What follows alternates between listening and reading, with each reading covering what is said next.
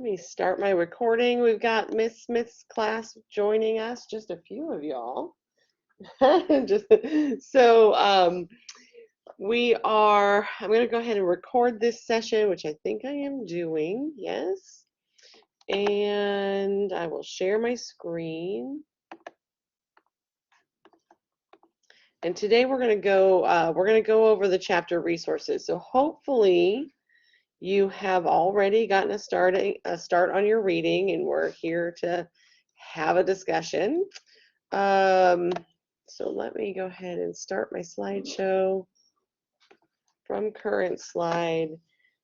So I hope you guys found yesterday super helpful, informative, and got us all started. Kickstarting book cover design. So our example on our very first screen here is chapter 10, right? So, oh, you want me to turn that on too? And every time is something, every single time. That should just take a second to come on, because I did warm it up already. I'm gonna go check one more time, Hunter. Thank you. There we go. All right, are the folks at home seeing and hearing what they need to? Yes. Awesome.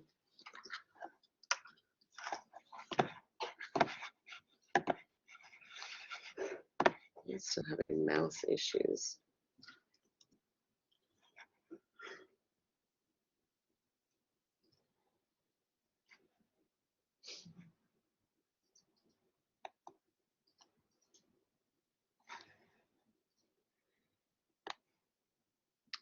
There we go.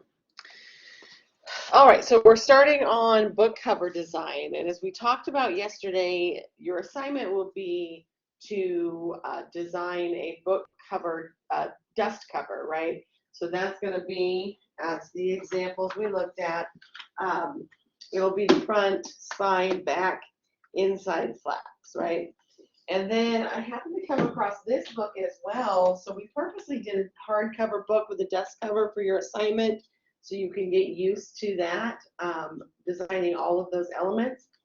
This is y'all can't see this at home, but this is a soft cover book that actually incorporated flaps. I don't think I've ever seen this, or maybe I wasn't paying attention, but they've figured out how to do that even in soft cover. So that's pretty cool. If y'all want to check that out again, I'll just pass this around. Kind of neat to look at it. But you guys will be designing for a dust cover. So when we're working on book covers, right? We don't judge a book by a cover, but we actually do.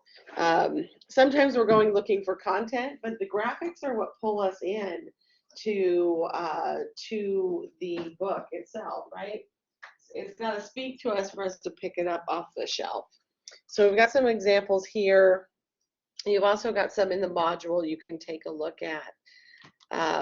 So yes, books, you know, the bound volumes with ink on paper, you cannot turn them off with a switch. Tell your kids. That's a quote by Chip Kidd, and we've got a video coming up in this presentation. He's going to talk a little bit more about book cover design. Chip Kidd is a famous graphic designer known for book cover design. He designed the Jurassic Park book cover, so he gets credited for the Jurassic Park design. He didn't do the movie logo that people are most familiar with, but the dinosaur that is in the movie logo with the circle and the red and the black that you're very familiar with, that came from this. So that's the same dinosaur. And you'll read in your chapter about a little bit more about how he came up with this. I think that's in your chapter, unless it's in your module, and how he went to a dinosaur museum and explored the different shapes and then came up with this custom illustration. And it's an iconic book, one of the most recognizable book covers out there, even though it's just super, super simple, right? We have the title, a strong image that pulls you in, and then a bold author as well. Then that's just the cover. But notice how he's breaking that space. And there's a reason why I show you guys this example where the book cover is, laid flat, this dust cover, so you can see how he's using the space. So in this module, we're going to understand the purpose of cover design. We're going to become acquainted with the process of designing a cover and realize the design requirements for a series of book covers. So for your assignment and through most of this, we're going to be looking at a single book, but we also want to explore what a series of books looks like as well and how we tie those together. So the purpose of cover design, a cover must grab your attention, right? We talked about that, and visually communicate the book's or the magazine's theme or content. So we're communicating something. The cover should tell you about what you're about to read. Covers have a hybrid purpose to both attract and communicate, right? So when we say don't judge a book by a cover, we're also saying that book should be telling us a story, right? It should be communicating what that book is about. So designing for a book cover, integration of type and image. Most often, a cover combines both type and image. Yeah, come on in, have a seat. You can sit anywhere on this side here. So we're in our presentation about chapter 10. So we're most often combining type and image, right? Dana did find that fun book cover yesterday with nothing on the spine. That was clever.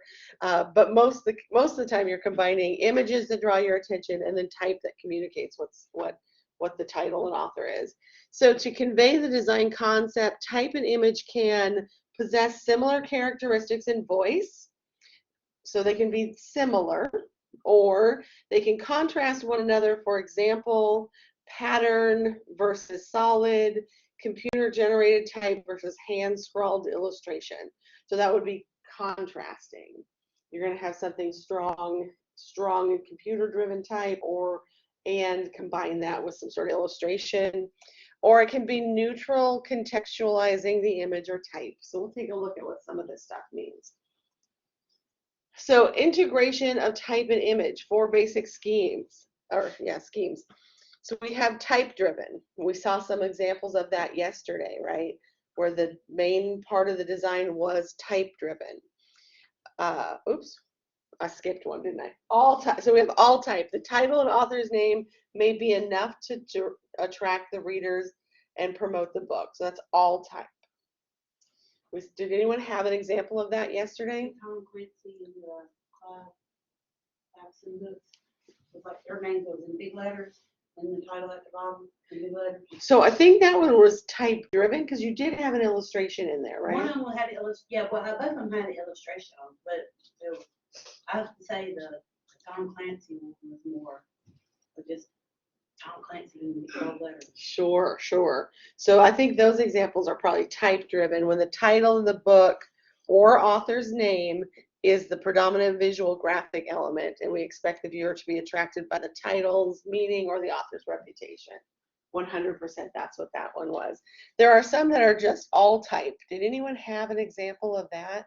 I don't remember who it was. I remember like most of their like cover was like just straight text, and also the spine had the text. Mm-hmm. So I would probably say that would be the all type. Yeah, I think Miss Smith might have been that.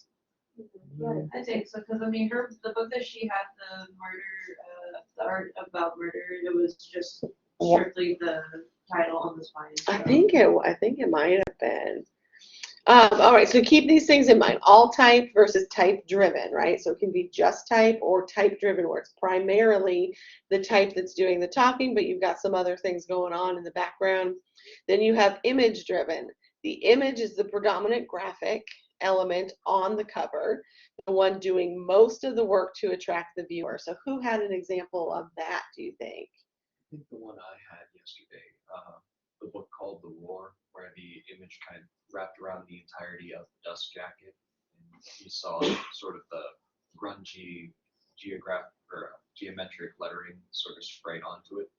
It was like his book had it ran into the flaps too. Yeah, yeah. Okay, cool. So I think a lot of what we had, definitely that one, and a lot of what we had were either image driven or type driven. And then we have, or maybe we landed in that image type synergy, image type synergy. So that's where the image and the type work come cooperatively to communicate the meaning. Who feels that they may have had that selection? Synergy, where the type and image, none is stronger than the other and they work together. Dog book. The dog book. Who had that? Remember the dog book? Did you have the dog book? Yeah. Yeah, the type said dog and there's a big old picture of a dog, right? Okay. So these are the different ways to think. So when you guys start working on your assignment, this would be a good place to start. How do I want to convey this? Am I thinking big image? Do I want to go all type, right? Oh, so on Macs, the embedded video does not work, so I gotta do a trick to get up here. So this is Chip Kid. We're gonna watch him. This is a longer video. I'm just gonna show a piece of it after this commercial break.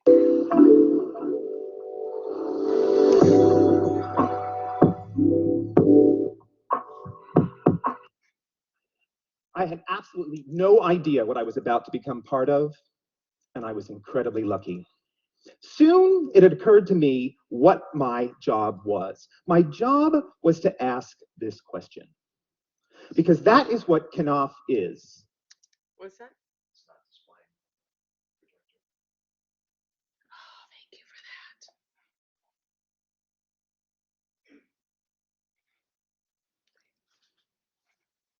Oh, the technical difficulties.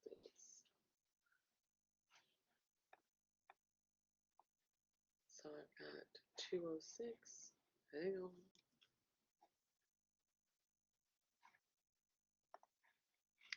206. So this is Chip Kid, and when he first got this job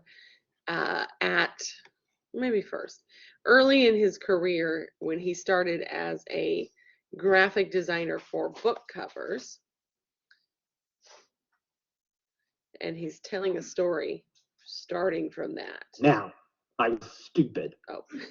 but not so stupid that I turned it down.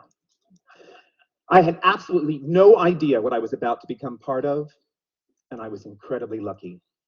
Soon it had occurred to me what my job was. My job was to ask this question, because that is what Knopf is. It is the story factory, one of the very best in the world. We bring stories to the public. The stories can be anything, and some are actually true, but they all have one thing in common. They all need to look like something. They all need a face. Why? To give you a first impression of what you are about to get into. A book designer gives form to content, but also manages a very careful balance between the two. Now, the first day of my graphic design training at Penn State University, the teacher, Lanny Simis, came into the room and he drew a picture of an apple on the blackboard and wrote the word apple underneath. And he said, okay, lesson 1, listen up. And he covered up the picture and he said, you either say this, and then he covered up the word, or you show this. But you don't do this. Because this is treating your audience like a moron. And they deserve better. And lo and behold, soon enough, I was able to put this theory to the test on 2 books that I was working on for Knopf. The first was Katharine Hepburn's memoirs, and the second was a biography of Marlene Dietrich. Now, the Hepburn book was written in a very conversational style. It was like she was sitting across a table telling it all to you. The Dietrich book was an observation by her daughter. It was a biography. So the Hepburn story is words, and the Dietrich story is pictures, and so we did this. So there you are, pure content and pure form, side by side, no fighting, ladies. Now, what? There's the Jurassic Park. So so this video is a little bit longer. If you want to watch it on your own, the rest of it you certainly can. The link is in the presentation, which is in your Blackboard. So do you guys kind of see what he's talking about there with being just overly obvious with the design choices for the book cover? So you either say this or show this, and try not to be overly simple in how that's done.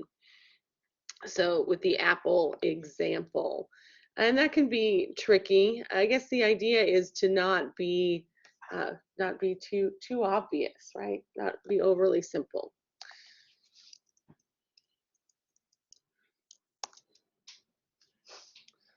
All right. So as we go through those examples, I've got some examples to show you. We'll go through this pretty quickly. So all type, right?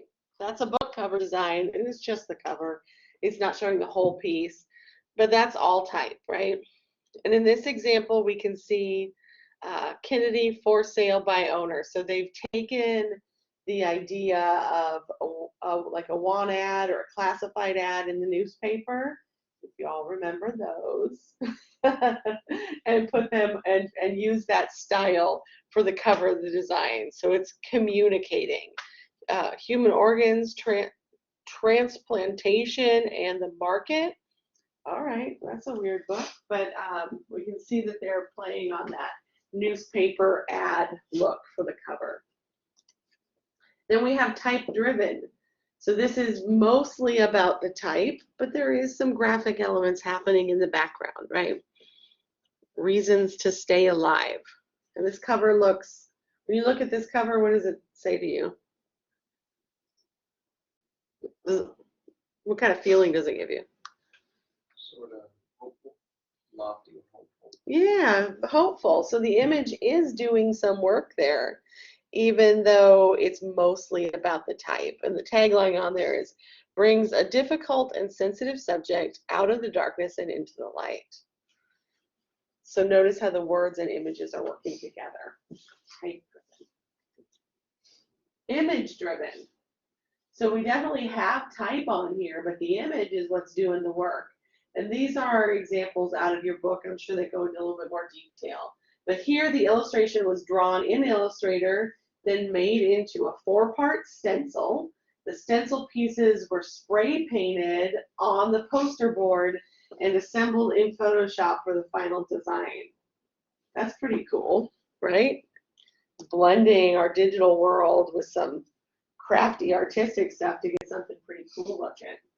So you can tell from this one, this is the snake is the first thing you see, right? And then, or at least you see the shapes happening in the contrast. Then maybe the snake. And then you go, oh, all right, what's the title of this? The City of Snakes. A fun way to get that author's title in there too. New York Times best-selling author of Hell's Horizon. Now we have image driven, right? So here, the first thing, what is the first thing you see? The eye, what'd you say back there? The eye, right? So you are drawn right into that eye, and then the tear, and then maybe you read the type that's on there. Water statues. Fleur Yegi, I'm going to say, a novel. Only a few elements needed to elevate this. The empty space makes this design feel whole. So as beginning designers, we try and fill up all the spaces, right? And our clients will want to fill up all the spaces, right? They're paying for that space. They won't put all the stuff in it. Sometimes it's more impactful just to have room, just to let the image tell the story and breathe. And then image and type synergy. I'm going to practice in the mirror, synergy. So this looks kind of, what, creepy? Not really creepy? Yeah, right? I don't know if it's funny or terrifying. It's just unsettling. I don't know anything. Unsettling. Unsettling. Yeah, I don't know anything about this book, but you definitely get a feeling from it, right? So here the type and the image are working together. I'd say the image pulls you in, the type with that funky type style. Is it representing teeth? Kind of abstractly a little, but the type is kind of funky and fits that image. So book cover design checklist. Refer to this when you're working on your project, right? And you guys can download these presentations and save them to your cloud, thumb drive, or whatever to have them later. So first, know the book's content and the target audience, right? So not only do we have to know what this book is about, which we need to know that to convey what it is, but also the target audience. So that last book, that creepy book, right? Was their target audience adults or children? Probably not children, right? Even though it's a toy. So knowing your target audience and making sure that you're communicating to the audience in a way that makes sense to them.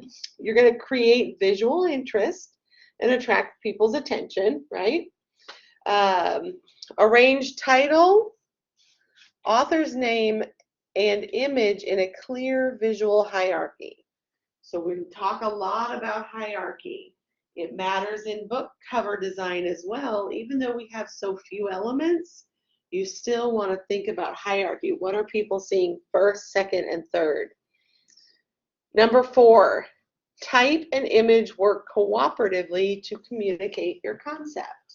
So that has a lot to do with picking the right typeface, right? Picking the right typeface that goes along with your image and that they work together. Express the essence of the book's content. So when we say that, what does that mean to you? Express the essence of the book's content. Yes, sir. Show off on the cover with what you should expect in the book. Let's say if the book is about being a parent, you should probably show a parent. Sure, sure. Anyone else have thoughts on that? Does that make sense? So it can be literal like that. Sometimes it can be like that hopeful cover we saw, right? Where we're expressing the feeling of what we're doing. So as long as we're coming back to driving what that's about. Differentiate it from competitive titles and make it unique. That makes sense, right? You want them to pick your book up over someone else's. It also sounds hard, right? Because think of all of the folks the authors who are in the Tom Clancy genre. Name another one. Hunt for Red October. Well, what about another author? James Patterson. All right, now these books, they kind of look the same, don't they? Because it's the same genre, same style of design. So how do you make your book look like the genre, but also look different and more appealing than the one next to it? That's the challenge. That's probably one of the hardest ones on this list. So you want it to look unique and stand out, but it also, there's certain styles to certain genres. Consider proportions of trim size when composing. So this is going to be, an actual thing that needs to be considered. How is it going to be trimmed? So you guys have learned a little bit about designing for bleeds, right? Yeah, a little bit. This might be the first time we're actually implementing it, maybe. So that's how the image goes beyond the edge of the paper, so that the image extends beyond and prints clearly. We've also got folds in there as well, right?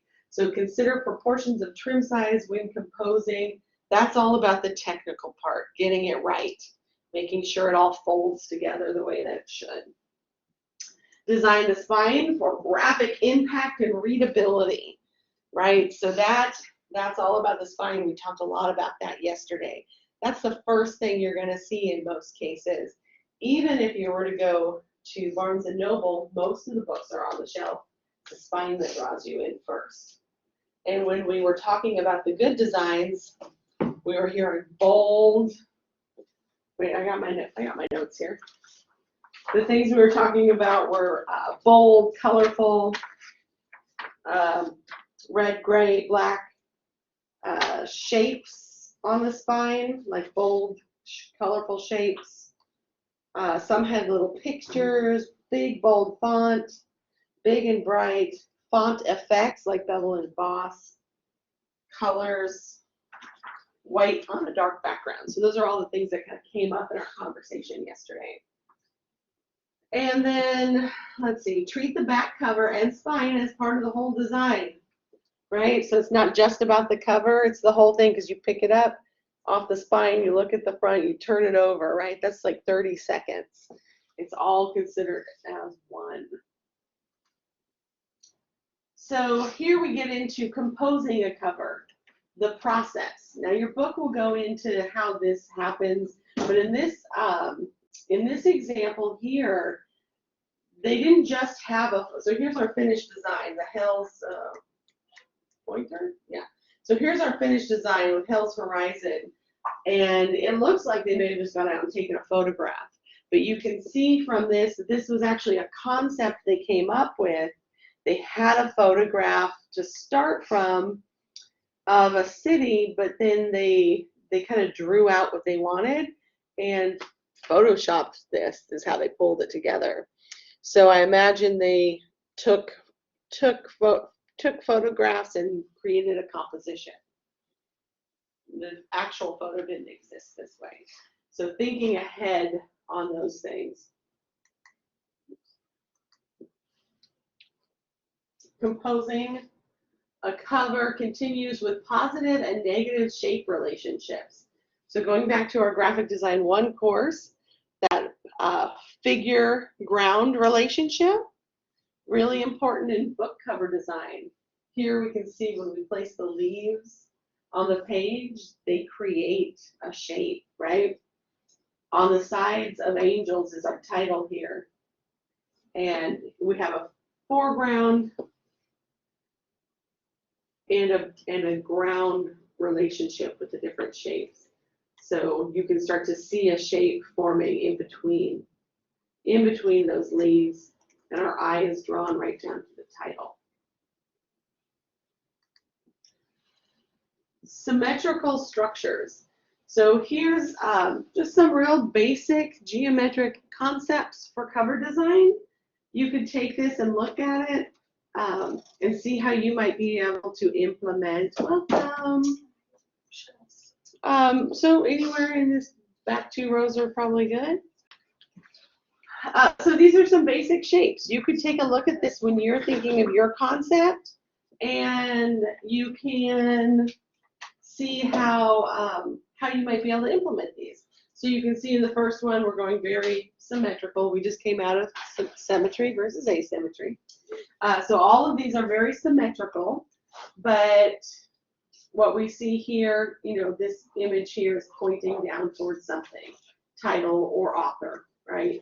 And then we've got these structural elements on the sides. So in that last example, those leaves are kind of doing what this second example is offering.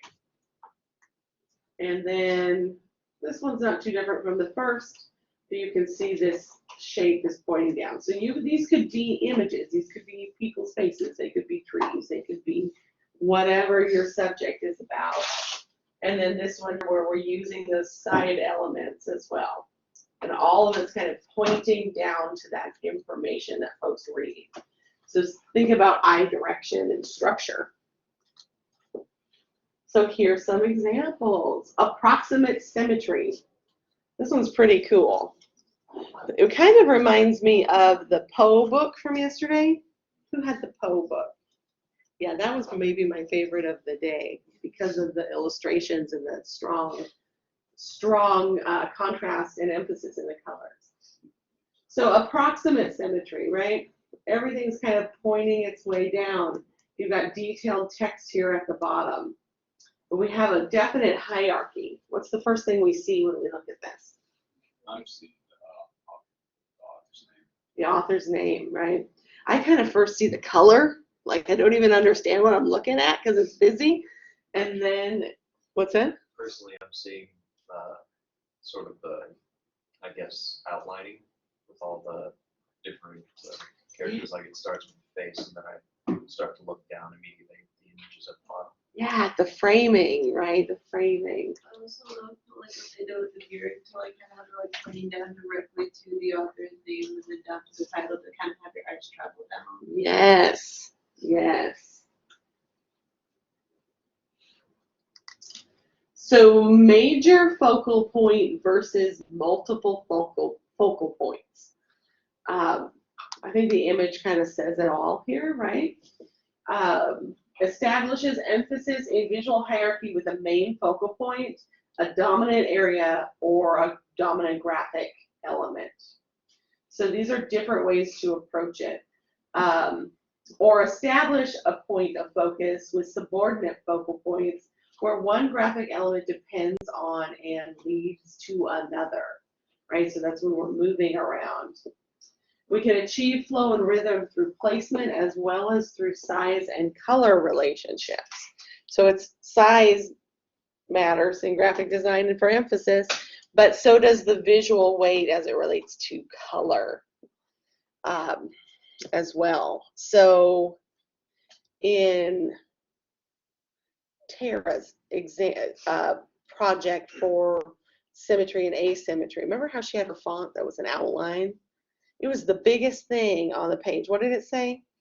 It was beyond. Beyond. What's that? The little one was your limit. The little one was what? Your limit. Your limit. Beyond your limit. So that beyond was the biggest thing, but it didn't have as much weight because it was that outline, right? So rather than employ a singular iconic image, utilize independent images with some having more emphasis and others in supporting or de-emphasized roles. So we saw that with Cheyenne's example with the mystery book. Was it a mystery book? Yes. Detective or something? You had lots of little things. Oh. You had a couple books, but the one with the little The things. Yellow House with all the little images and shapes on the cover. Yeah, so in that one, we talked about how we did use lots of little things. It was more of this approach here on the second one, but it made sense because it was a mystery or something like that where you would have little pieces that come together. We also saw that in something like a textbook thing with yours.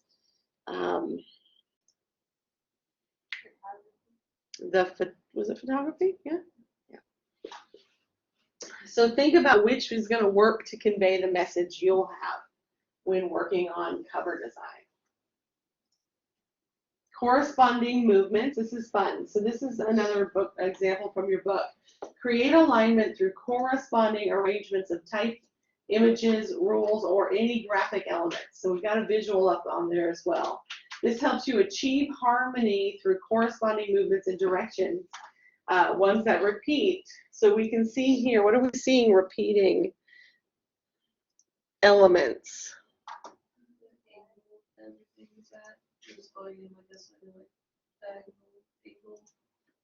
Yeah, so it all feels like it belongs together because it's all tied to that similar angle. And it makes sense here. I find that most of the designs, unless I'm purposefully trying to, it's all symmetrical and it's all flat on a line, right? It's all on the same horizon line. And if I want to do something different, I have to really push myself to do that, but also think it's got to have purpose. This is about a flying person, right? I'm guessing a pilot, Howard Hughes. We should know a little bit more about Howard Hughes. The Untold Story. A sexy, shocking, and scandalous as story could get. So they're trying to create some energy, right? This is a scandalous story, even though it's an old-timey photo. So the plane is going upward, so it's all kind of relating and tying in, and you get a feeling of harmony from that because it's all going in the same direction. So then we have parallel or corresponding movements. So we can see, again, with those angles happening here. Consider rhythm, pattern, or color. An all-over pattern or thoughtfully positioned repeats of color can create rhythm and visual connections. Achieve unity by avoiding obvious focal points in favor of recurring smaller graphic elements that may create a beat or a rhythm.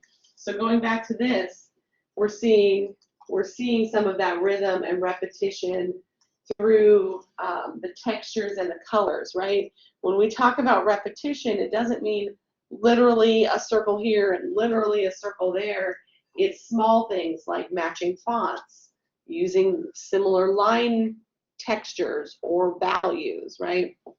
All of those things help create that. So when they say not an obvious focal point, that's the same, but recurring smaller things, so lines and details. A picture window. In this story about a young love as well as a love letter to a classic American city, the title and author's name in black type appears to be on the front plane, right? So a picture window, we're creating dimensionality and visual interest by having the text on top of that image. The picture plane as if it were a window that we look through to see the girl's face. Kind of cool. We see this all the time, but maybe we're not thinking of it in that way of dimensionality and kind of looking through something. So as you're flipping through books and getting inspiration or any other designs, kind of be thinking about what they're doing behind the scenes.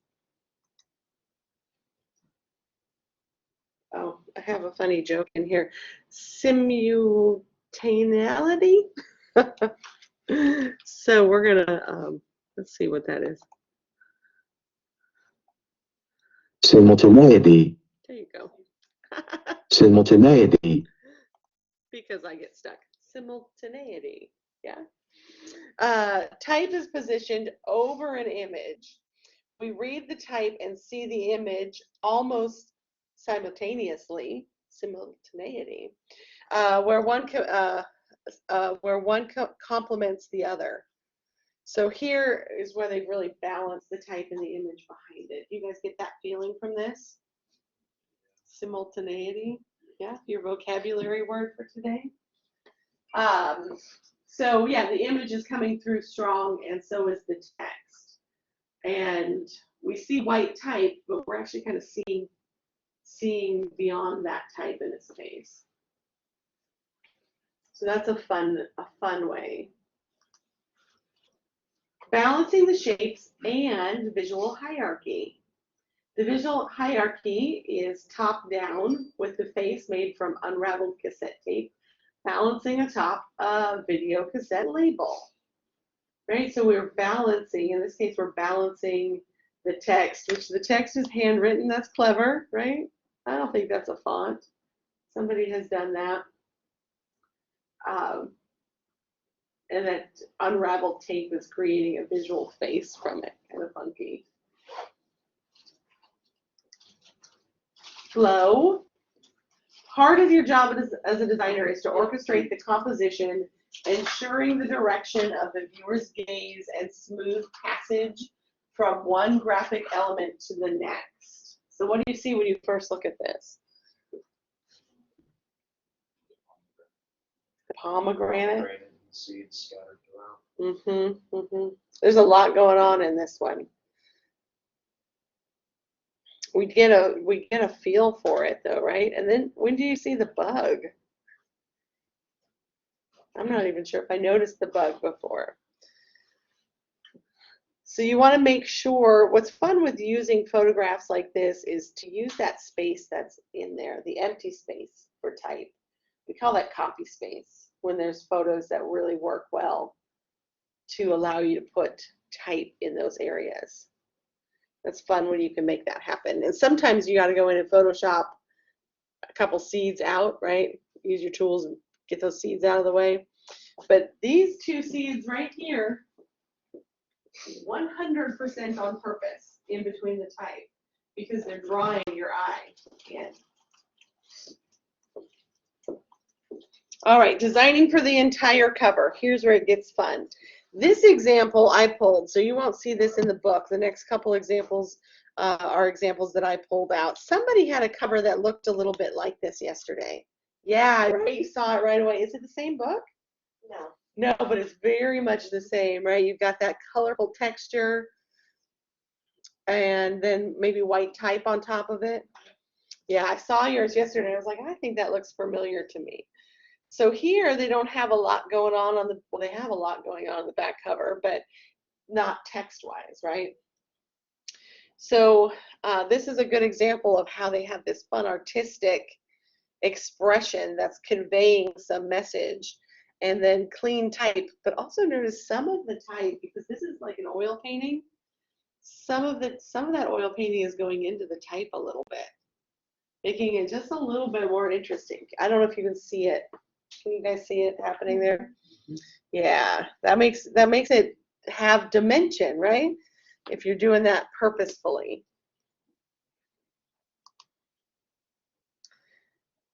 Another example, designing for the entire cover. The Book of Non-Existent Words. This is very surreal, abstract, right? What draws you in for this one? The hand. Yeah, you like that? Is this from a painting? It reminds me of a painting. I can't for the life of me remember the name of it. It could be. It very well could be. So they have taken this concept and made it work all the way around the book. And then just a nice quote on the back. Manzini is the real thing. His writing is smart, electric, light on its feet, which even ties into like the climbing of the ladder a little bit. And that's hand-drawn text. Yes, ma'am. So when you design for the entire cover, that also includes the spine. Yes. Yes. And this doesn't show flaps, like the inside flap of the desk cover, but we will be designing for that as well. Another example for designing the cover. I just love this. What do you see in this image? Cat first. Cat, okay. I actually noticed the title on the spine. Isn't that cool how they did that?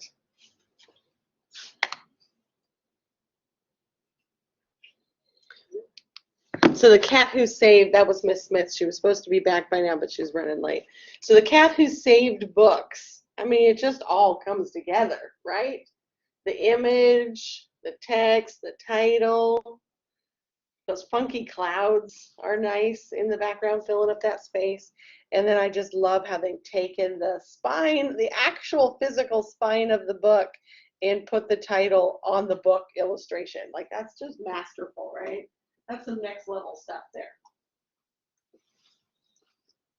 This one is, you can't tell on the screen as much as you can on your computer screen. This book is tipped on its side.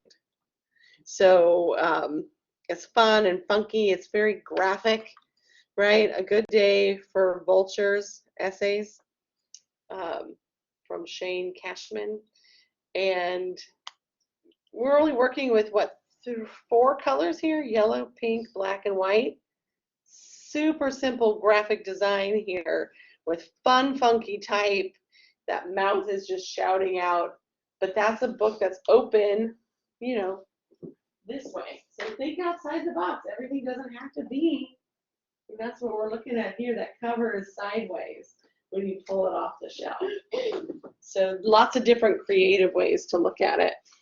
And then again, looking at that spine, the spine is still bold. It's a lot of words on a spine, but it's bold and clear because you've got good contrast, strong type. And then with funky way, they added all that text in the back inside that shape, right? Anything you see inspiring out of some of these examples?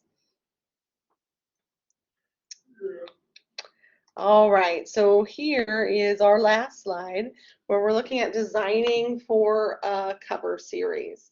So we should all be familiar with this, like the Harry Potter books. Hunger Games. Hunger Games, yeah. Yeah, that's a good example. I like. Yeah, any of these series, I mean, you can go back to Lord of the Rings back in the day, right? So when designing for a cover series, so this is something I want you guys to know and understand. Be mindful when you're looking at these on how purposeful the design was done. When designing for a series, create corresponding graphic elements and compositions. But remember when we learned about, was it cousins versus triplets in graphic design 1? Think of that same concept. You want to have things that are consistent and make them feel related, but you don't want them to be exact cookie cutters of each other, right? So among the covers, there should be similarities. What do we notice in this example with the similarities? Font is consistent across all of them, right? We've also got that little white, those little white graphics, those little white shapes coming out. They're all very symmetrical. They all follow a same symmetry plan, yeah. For a series, a designer often creates a template and a compositional structure with designated positions for the graphic elements. Each cover is a, oh, here we go, fraternal twin. Y'all are challenging my vocabulary today. A fraternal twin to the next with enough variation to distinguish the individual titles within the series. So that means they're not identical twins, right? They're fraternal twins. They look alike, but they're different. And to allow for greater variation, create the look of cousins. Among the covers, there are some family resemblance, but they are not as close as fraternal twins. So all of these have some cool graphic in the background. That's a shade or of the hue that it's using, but each graphic element is different, representing the content of the book. And then placement of title, author, series, all of that incorporated in there.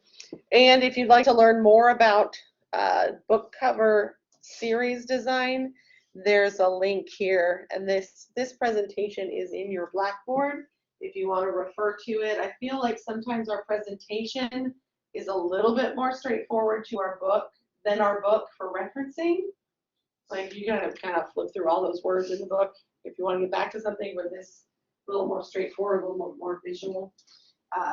So as you're working on your project, you can refer back to this and download it. And this link here in the corner will talk more about designing a series if you want to expand your knowledge base on that. Any questions about what we've covered so far? All right, let's take a quick break, yeah? And then we'll meet back up here.